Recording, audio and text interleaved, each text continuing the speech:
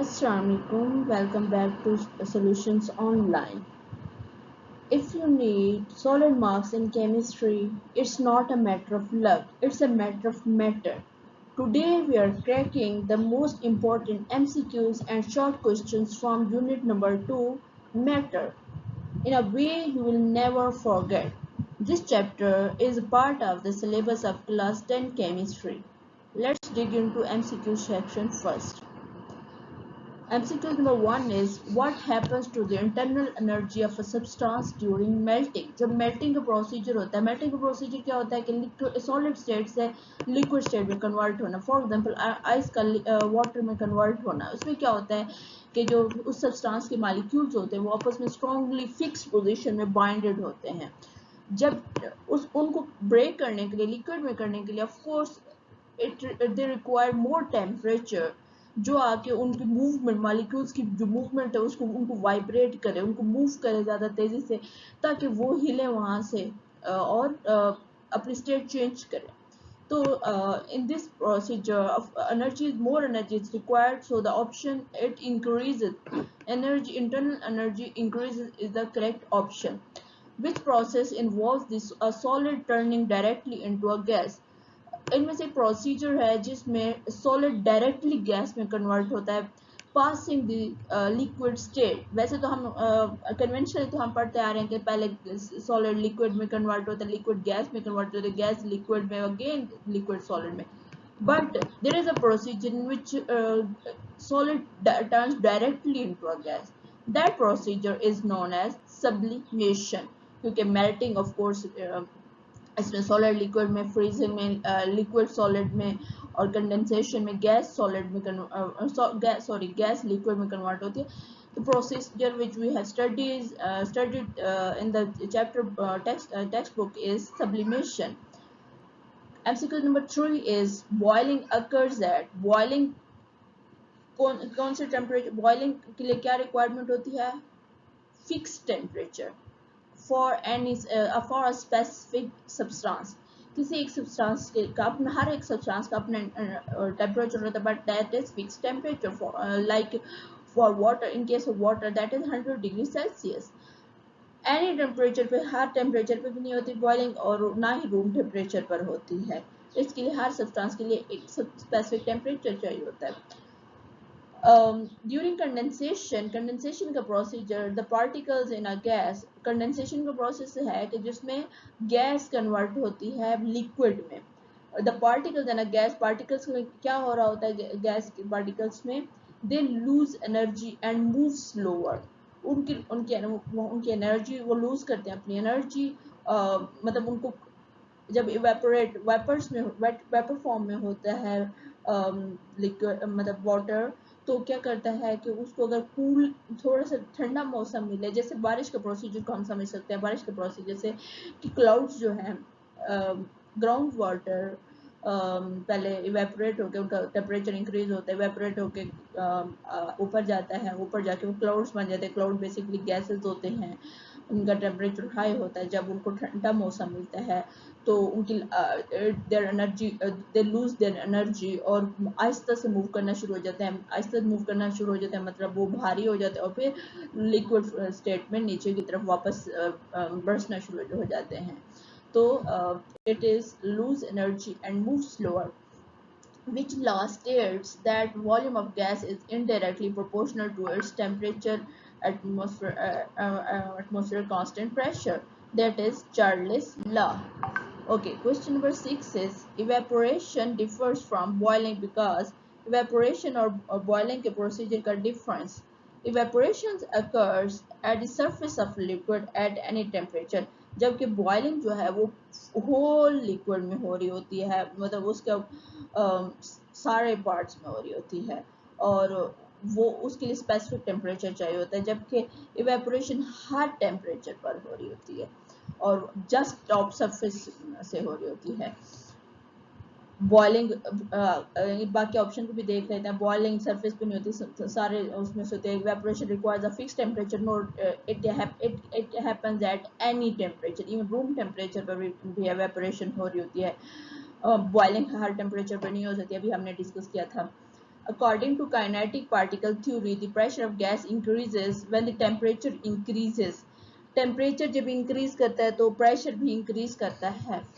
They are directly proportional to each other. Okay, which factor affect the rate of diffusion of gases? Diffusion का जो process है उसके लिए number उनका molecular mass, number of moles और temperature दोनों they both affect the diffusion of gases. We will discuss the later in MCQ section. This comes solid air fresheners use the process of solid जो air freshener आप जब air freshener use करते हैं आप देखते हैं कि वो गैस की फॉर्म में हमारे रूम में स्प्रेड करते हैं. तो ऐसा प्रोसीजर जिसमें वो सॉलिड एयर फ्रेशनर उसके अंदर जो सब्सटेंस होता है वो सॉलिड होता है, उसको हम जब यूज़ करें तो हमें गैस ऐसा हमें आउटपुट तो गैसेस चाहिए ना. तो ऐसा कौन सा प्रोसीजर है जिसमें से जो सॉलिड है वो डायरेक्टली गैस बने ना कि liquid? That is of course sublimation. The diffusion of medicine in the body is important because it ensures the medicine reach all parts of the body. सबसे major इन ऑप्शन में हमारा जो blood gases exchange होता है from blood and lungs, वो भी diffusion के process होता है. डिफ्यूजन के प्रोसेस से ही मेडिसिन हमारे बॉडी के तमाम हिस्सों तक पहुंच सकती हैं. Okay, now let's start short question answers. Question number 2 of the exercise. Question number 1 is explain why the temperature remains constant during the phase change from ice into water. जो उस मेटल सब्सटेंस का अपना temperature होता है ना वो it remains same जब ice water में कन्वर्ट हो रहे थे सॉलिड से लिक्विड में. Y? During the phase change from ice to water, the temperature remains constant because the added heat energy increases the potential energy of the particles instead of their kinetic energy. This energy is used to overcome the intermolecular forces holding the solid particles in place. Since kinetic energy does not change, the temperature stays same throughout the melting process. बच्चे हमें समझना पड़ेगा कि matter में two types of energy होती है, kinetic energy होती है और पोटेंशियल एनर्जी होती है. काइनेटिक एनर्जी जो होती है it is related to the temperature, ठीक है, जबकि दूसरी जो होती है potential energy it is related to the position और इंटरमॉलिक्यूलर फोर्सेस. जब कोई सब्सटेंस आइस कन्वर्ट होती है वाटर में, बेसिकली आइस में सॉलिड स्टेट में उसमें जो मॉलिक्यूल्स होते हैं वो फिक्स पोजीशन पर फिक्स्ड होते हैं, उनकी बॉन्डिंग बहुत स्ट्रॉन्ग होती है. उसको वाटर में कन्वर्ट करने के लिए मेजर रिक्वायरमेंट क्या है कि उनकी वो बॉन्डिंग इंटरमॉलिक्यूलर फोर्सेस को ब्रेक डाउन किया जाए. तो जो एनर्जी ऐड की जाती है हीट एनर्जी वो क्या करती है उसका पोटेंशियल एनर्जी को इंक्रीज करती है जो उनकी फिक्स पोजीशन उनकी बॉन्डिंग को ब्रेक डाउन करती है. तो सारी हीट एनर्जी वहाँ यूज हो जाती है. उसकी kinetic energy it remains constant. Kinetic energy is related to temperature of that substance. तो काइनेटिक एनर्जी सेम रहती है, टेम्परेचर सेम रहता है, जस्ट पोटेंशियल एनर्जी चेंज होती है जो उनकी बॉन्डिंग को ब्रेक डाउन करती है. I hope you understood this concept. Next question is what is the name given to the phase change when a solid is converting directly into a gas? हम अभी पढ़ के आ रहे हैं the phase change in which solid is directly converted into a gas without passing through the liquid state is called sublimation. It occurs when a solid absorbs enough heat for its particles to overcome the intermolecular forces holding them in a fixed position and change directly into the gas phase without becoming a liquid. इसमें क्या होता है कि जो solid होता है वो इतनी ज़्यादा इनफ हीट को एब्जॉर्ब कर लेता है कि उसके पार्टिकल्स डायरेक्टली उसकी में पोटेंशियल एनर्जी इतनी ज़्यादा हो जाती है कि उसकी जो पार्टिकल्स होते हैं उन इंटरमॉलिक्यूलर फोर्सेस को ब्रेक डाउन करके डायरेक्टली कन्वर्ट कर देते हैं गैसेस फेज में, उसको लिक्विड फेज में जाने ही नहीं देते. Okay, next question is what is the difference between evaporation and boiling? Evaporation and boiling two procedures हैं, इनका difference क्या है? Evaporation occurs at the surface of a liquid. Evaporation जो होती है ना वो सिर्फ surface, top surface जो expose liquid की जो surface होती है ना environment के साथ expose सिर्फ वहाँ पे हो जाती है. लोअर साइड पे नहीं हो रही होती, जबकि बॉइलिंग होती जो होती है occurs throughout the liquid surface and inside, ये पूरे लिक्विड में हो रही होती है। Evaporation occurs at any temperature below the boiling point. Evaporation her temperature पर हो रही होती है, इसके लिए कोई फिक्स टेम्परेचर बॉइलिंग, जैसे बॉइलिंग टेम्परेचर के लिए वाटर जो है वो 100 डिग्री सेल्सियस टेम्परेचर अचीव करेंगे हम तब भी बॉइलिंग स्टार्ट होगी, लेकिन वाटर बिलो बॉइलिंग पॉइंट भी वाटर इवन रूम टेम्परेचर पर भी इवेपोरेट हो रहा है। तो यू हैव यू ऑब्जर्व कि अगर आप पानी भर के रखते हैं लॉन्ग ड्यूरेशन रूम टेम्परेचर पे पड़ा भी रहने दे, मतलब ऑफ कोर्स जब टेम्परेचर लो होता जाएगा तो उसकी वेपोरेशन लो होती जाएगी, रेट ऑफ वेपोरेशन लो होगा, but it is a continuous process जो चलता रहेगा। आपको फील होगा कि ड्यूरेशन बाद के वाटर लेवल थोड़ा सा कम हुआ है, वो इवेपोरेट हो गया। Happens at a specific temperature called a boiling point. एक स्पेसिफिक टेम्परेचर जो है जब अचीव हो जाए तो वो बॉयल शुरू करना होना शुरू हो जाता है, ये हर टेम्परेचर पर नहीं होता है, इसलिए स्पेसिफिक टेम्परेचर चाहिए होता है। It is a slow and silent process, जैसे मैंने कहा ये बहुत स्लो और साइलेंट प्रोसीजर, पता भी नहीं चलता कि वेपोरेशन हो रही है। It is a rapid and vigorous process. ये क्या है? रैपिड है, बहुत तेजी से होता है, जैसे बॉइलिंग जैसे 100 डिग्री सेल्सियस पहुंचे टेम्परेचर, बहुत फास्ट और vigorously it happens. Does not require external heat, takes energy from the surroundings causing a cooling effect. इसके लिए कोई एक्सटर्नल हीट रिक्वायर्ड नहीं होती, ये सराउंडिंग में से, जैसे अगर हम छाँव में रखेंगे पानी को तो it will become more slower, अगर हम बाहर थोड़ी सी सनलाइट में रखेंगे, मतलब सराउंडिंग का टेम्परेचर पर डिपेंड करता है कि room temperature 37 degree Celsius, room से बाहर अगर टेम्परेचर फॉर एग्जाम्पल 45 है तो वहाँ पे मतलब सराउंडिंग टेम्परेचर के अकॉर्डिंग इट हैपन्स। और ये जब सराउंडिंग से उनकी हीट को ले रहा होता है तो ऑफ कोर्स सराउंडिंग को कूलिंग इफेक्ट पहुंचा रहा होता है। Requires continuous heat to maintain a boiling temperature. Boiling temperature continuously इसको नीचे से हीट चाहिए होती है, क्योंकि इसको बॉइलिंग टेम्परेचर वो 100 डिग्री सेल्सियस, हम वाटर के एग्जांपल के अकॉर्डिंग आपको समझा रही हूँ, वो टेम्परेचर कंटिन्यूसली मेंटेन करेंगे तो बॉइलिंग चलती रहेगी। Okay, question number 4 is interpret a heat curve of water for water identifying the key phase changes. एक हीटिंग कर्व है जिसमें हम शो करते हैं कि विद पैसेज ऑफ टेम्परेचर के इंक्रीज करने के साथ साथ मैटर की स्टेट कैसे चेंज हो रही होती है, कौन सी फेजेस आ रही होती हैं, और हम उनकी फेजेस को आइडेंटिफाई करेंगे। ये सामने हीटिंग कर्व है जिसमें हम टेम्परेचर, हीटिंग कर्व इसको इसीलिए कहते हैं कि उसमें टेम्परेचर हम इंक्रीज कर रहे होते हैं बाय कीपिंग प्रेशर सेम। सबसे पहले और साथ में हम उनके की फेजेस देखेंगे। सबसे पहले -30 डिग्री सेल्सियस पर वो एक सॉलिड स्टेट थी, -30 से 0 डिग्री सेल्सियस तक वो सॉलिड ही रहा, पॉइंट ए से पॉइंट बी तक। वहां से आगे पॉइंट बी पर उसको जब पहुंचा 0 डिग्री सेल्सियस टेम्परेचर मिला तो वो आहिस्ता आहिस्ता मेल्ट होना शुरू हो गया। 0 डिग्री सेल्सियस पे कांस्टेंट टेम्परेचर पे वो मेल्टिंग स्टेज में रहा। जीरो डिग्री, अच्छा, जब हम 0 डिग्री सेल्सियस से टेम्परेचर को इंक्रीज करेंगे टिल ऑलमोस्ट 88 डिग्री सेल्सियस, तब क्या होगा, वो सारा वो जो मेल्टिंग स्टेज थी वो लिक्विड, ये जो सॉलिड था बेसिकली ये डायरेक्टली लिक्विड बन गया। ठीक है, फिर उस टेम्परेचर पर डी पॉइंट पर वहां से जब उससे ज्यादा टेम्परेचर इंक्रीज होता है तो आहिस्ता आहिस्ता इवेपोरेट गैसेस में कन्वर्ट होने लग जाता है।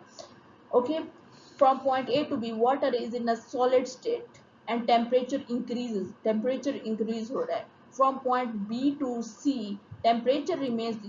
आपको straight line मतलब जो इस तरह की upside down lines हैं, यहाँ पे आपको शो किया जा रहा है कि temperature is increasing. but ये जो horizontal lines हैं वो x axis lines हैं, इनके यहाँ पे ये point शो करें कि temperature is constant during this change, just melting हो रही है, टेम्परेचर इंक्रीज नहीं हो रहा। From point D to E water evaporate हुआ, temperature remains constant and liquid change into gas. if same question given for the 5 marks long question में दें तो आपकी बुक का जो पूरा टॉपिक है ना आपको वो पूरा लिखना पड़ेगा। ठीक है, जिसमें वो solid to liquid, liquid to gas, वो सारे स्टेजेस बहुत अच्छे से एक्सप्लेन किए गए फुली आपको। वो अगर थोड़ी मार्क के लिए जैसे यहाँ पे शॉर्ट क्वेश्चन सेक्शन में दिया गया है तब आप यही कर सकते हो।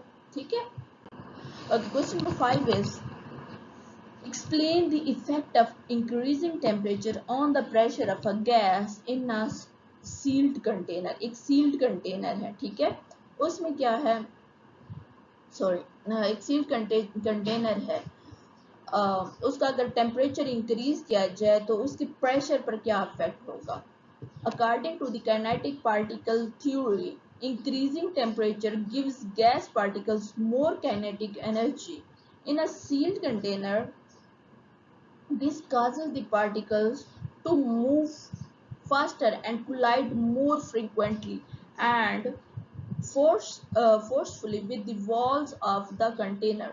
Since the volume remains constant, these stronger collisions lead to an increase in pressure. This relationship is described by Gay-Lussac's law, which states that pressure is directly proportional to the temperature at a constant volume. But let me explain it properly to you. Basically एक close container है, close container की condition ये है कि volume remains, उसके पास space, fix space है। Container एक जिस उस बर्तन का अपना, उस कंटेनर का जो अपना वॉल्यूम है, इट इज सील्ड, उसमें गुंजाइश नहीं है, ठीक है। जब हम उस कंटेनर का टेम्परेचर इंक्रीज करेंगे, टेम्परेचर इंक्रीज करने का मतलब यह है कि उसमें पोटेंशियल एनर्जी ज़्यादा आ गई, काइनेटिक एनर्जी ज़्यादा आ गई, दोज मालिक्यूल, उनकी जो इंटर मालिक्यूलर फोर्सेज हैं वो बॉन्डिंग है वो टूटी है, इंटर मालिक्यूलर फोर्सेज इंक्रीज हुई हैं, वो बहुत तेज़ी से कोलाइड करना शुरू हो गया वॉल्स के साथ, उसको स्पेस, एनर्जी ज़्यादा हो गई, कोलिजन स्टार्ट हो गई है, लेकिन वॉल्यूम स्पेस उतनी ही है। तो क्या होगा कि वो स्ट्रॉन्गर कोलिजन्स क्या करेंगे, उसका प्रेशर इंक्रीज कर देंगे on the walls of the container. So increased temperature will increase the pressure of the gas. How does increasing the external pressure affect the boiling point of a liquid? जो boiling point है water for मतलब liquid का, external pressure उसको कैसे increase करता है। Boiling occurs when the vapor pressure of a liquid becomes equal to the external pressure. When the external pressure increases, the liquid requires more heat energy to reach this point. As a result, liquid must be heated to a higher temperature before it can boil. Therefore, increasing external pressure increases the boiling point of the liquid. But basically, जो external pressure होता है, जो surrounding का pressure होता है ना, वो भी अफेक्ट करता है। इफ़ हम फॉर एग्जांपल वाटर का बॉइलिंग पॉइंट 100 डिग्री सेल्सियस, वो 100 डिग्री सेल्सियस अचीव भी कर ले, लेकिन अगर एटमॉस्फेयर का प्रेशर कम है ना, तो it will take more time to reach. पहले वो प्रेशर इक्वल करेगा, फिर क्या होगा, बॉइलिंग पॉइंट अचीव करेगा। एक्सटर्नल मतलब ये बोथ एक्सटर्नल प्रेशर और जो बॉइलिंग पॉइंट या टेम्परेचर होता है, they are directly proportional to each other. तो एक्सटर्नल टेम्परेचर इंक्रीज करेगा तो उसको अचीव करने के लिए बॉइलिंग टेम्परेचर फिर वो भी इंक्रीज करेगा। Okay, describe how molecular forces influences the rate of diffusion. जो मॉलिक्यूलर फोर्सेस होते हैं वो कैसे इन्फ्लुएंस करती हैं रेट ऑफ डिफ्यूजन के प्रोसेस को। डिफ्यूजन का process, keep this thing in mind, high concentration to lower concentration. The rate of diffusion of a gases is influenced by its molecular mass. According to Graham's law, gases with lower molecular masses diffuses faster than gases with higher molecular mass. जो हल्की gases होती हैं हाँ, वो move करती हैं faster जो भारी गैसेज होते हैं उनसे। This is because lighter gas particles move more quickly due to high average velocities.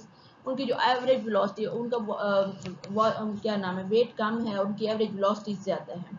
For example, hydrogen का मॉलिक्यूलर मास 2 ग्राम पर मोल है, diffuses much faster than oxygen जिसका 32 ग्राम पर मोल है मास। The rate of diffusion is inversely proportional to the square root of the molecular mass.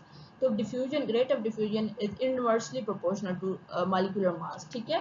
अगर molecular mass ज़्यादा है, उसका मास वो भारी है, तो diffusion rate will be slow. अगर डिफ्यूजन उसका जो मास है वो लो है, तो diffusion rate will be higher. Give an example of sublimation and explain its practical application. Again, we procedure sublimation. Sublimation is directly change of a substance from a solid state to the gaseous state without passing through the liquid phase. A well-known example is dry ice. Dry ice, a well-known example which is submerged at room temperature. This property is used in practical applications such as refrigeration during shipping, especially for perishable foods and goods and medical samples. It is cools effectively without leaving liquid residue. Sublimation also used in freezing dry wood foods and in air fresheners. बच्चे basically आपने सुना होगा perishable जो food होते हैं इनको transport करना पड़ता है शिपिंग की जाए अगर थ्रू सी पोर्ट्स तो बहुत सारे दिन मंथ लग जाते हैं दूसरे कंट्रीज में जाने के लिए वो चीज़ अगर वो तो पेरिशेबल होते हैं जल्दी ख़राब होने लगते हैं मेडिसिन भी जल्दी ख़राब हो सकती हैं तो उसके लिए क्या होता है वी नीड कि ऐसी आइस हो जो जो भी रूम टेम्परेचर पर भी आइस रहे मेल्ट ना हो लिक्विड में कन्वर्ट ना हो उसके लिए क्या करते हैं कि कार्बन डाइऑक्साइड जो होता है ना उसका जो बर्फ होती है मतलब एक तरह से आप कह सकते हैं उसका जो सॉलिड होता है ना वो रूम टेम्परेचर पर बन जाता है बहुत कम टेम्परेचर पर वो सॉलिड बन जाता है कार्बन डाइऑक्साइड तो वो सॉलिड यूज़ किया जाता है उसकी आइस यूज़ की जाती है जो कंटेनर्स होते हैं उनमें जो पेरिशेबल फूड्स इस आइस में रख के लेके जाई जाती हैं उससे क्या होता है कि वो उनको लॉन्ग ड्यूरेशन के तक ठंडा रखते हैं और लिक्विड रेजिड्यू मतलब कि जगह जगह वो पिघल के पानी का गंद नहीं मचाए रखते ठीक है और इजीली हम ट्रांसपोर्ट कर सकते हैं तो this is the practical application of the process of sublimation Question number 9 is why is the diffusion of gases faster at high temperature? Diffusion का जो process होता है वो fast क्यों हो जाता है high temperature पर? The diffusion of gases is faster at high temperature because it increased temperature provides more kinetic energy to the gas particles. As a result, the particles moves more rapidly and collide more frequently, spreading out faster into available space. According to the kinetic particle theory, high temperature increases the average speed of gas molecules, leading to a faster rate of diffusion. Therefore, gases diffuse more quickly at a high temperature due to their increased molecular motion. इसमें basically जब temperature increase होता है उनकी kinetic energy increase हो जाती है वो ज़्यादा फास्ट मूव करना मोर रैपिडली मूव करना शुरू हो जाते हैं वो आपस में कोलाइड करना शुरू हो जाते हैं तो जो अवेलेबल वॉल्यूम है वो ज़्यादा तेज़ी से मूवमेंट करते हैं अब उनकी मूवमेंट ही it is known as diffusion how does Avogadro's law relates to the volume and number of moles of gas जो एवोगैड्रो लॉ है वो कैसे रिलेट करता है volume and number of moles of a gas Avogadro's law states that constant temperature at constant condition है at constant temperature and pressure अगर temperature और pressure same रहे the volume of a gas is directly proportional to the number of moles of the gas gas का volume इसके number of moles के साथ directly proportional है अगर एक ज़्यादा है तो दूसरा भी ज़्यादा होगा अगर एक कम होगा तो दूसरा भी कम होगा this means if the number of moles increases the volume also increases in the same ratio and if the number of moles decreases the volume decreases accordingly keep this thing in mind it is all based on this specific condition at a constant temperature and pressure mathematically volume is directly proportional to number of moles और मतलब इसको mathematically इस तरह भी show किया जाता है कि constant if constant n is equal then b is divided by n हम अगर इसको सॉल्व करने लगे तो ऑफ कोर्स कांस्टेंट को इधर इसके नीचे लेके आएंगे डिवीजन में और दूसरा ऊपर लेके जाएंगे तो अगर हम इसको ओपन करते हैं तो that is again directly proportional कि volume is directly proportional to number of moles so that's all for today of the chapter matter it if this helped give it a like smash the subscribe button and share it with a friend who need it more than you um, I hope you find this video better for you comment down if you need the explanation of any chapter I will do it for you if any subject inshallah I will try to do it Allah Hafiz